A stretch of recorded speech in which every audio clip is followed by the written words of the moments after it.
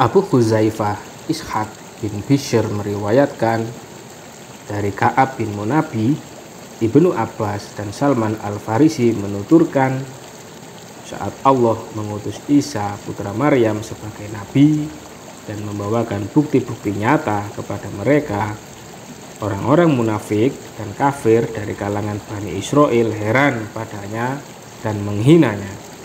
Mereka berkata, "Apa yang dimakan si fulan semalam dan apa makanan yang ia simpan?" Isa lalu memberitahukan hal itu kepada mereka. Orang-orang mukmin semakin bertambah imannya, sementara orang-orang kafir dan munafik semakin ragu dan kafir. Meski demikian, Isa tidak punya tempat tinggal. Ia hanya berkelana di bumi, tidak menetap di suatu tempat, dan tidak ada tempat yang dikenali sebagai tempatnya.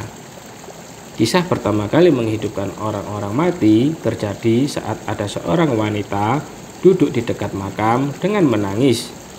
Isa bertanya kepadanya, "Kenapa ibu?"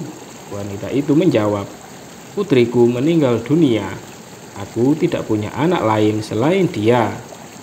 Aku berjanji kepada Robku untuk tidak meninggalkan tempatku ini sebelum aku merasakan kematian seperti yang dirasakan anakku, atau menghidupkannya lagi sehingga aku bisa melihatnya."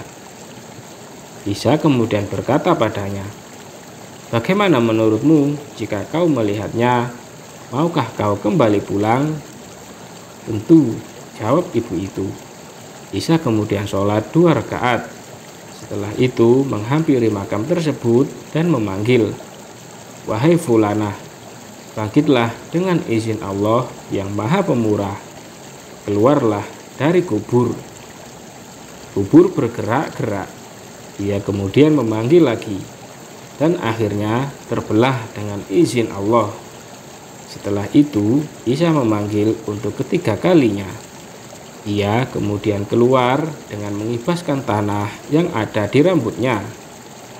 Isa bertanya padanya, "Kenapa kau tidak kunjung memenuhi panggilanku?"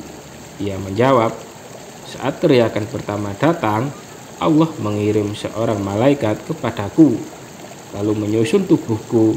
Setelah itu teriakan kedua datang, ruhku kembali padaku. Kemudian teriakan ketiga datang. Aku khawatir jika teriakan itu adalah teriakan kiamat, hingga rambut, kedua alis, dan kelopak mataku memutih karena takut kiamat." Ia kemudian menghampiri ibunya dan berkata, "Wahai ibuku, bersabarlah dan harapkan pahala atas musibah kematianku. Aku tidak lagi memerlukan dunia.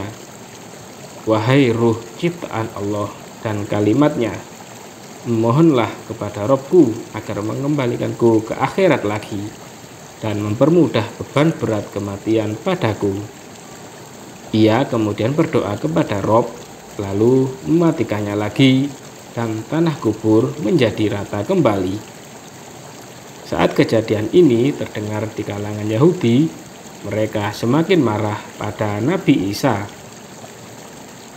Bani Israel juga pernah meminta untuk menghidupkan Syam bin Nuh untuk mengetahui peristiwa kapal Nabi Nuh dan tenggelamnya dunia pada zamannya. Isa kemudian berdoa kepada Allah, lalu menghidupkan Syam untuk mereka. Syam bercerita tentang kapal Nuh. Setelah itu Isa berdoa lagi. Syam pun kembali menjadi tanah. Kemudian diceritakan bahwa salah seorang raja Bani Israel meninggal dunia. Lalu ia dibawa di atas kasurnya.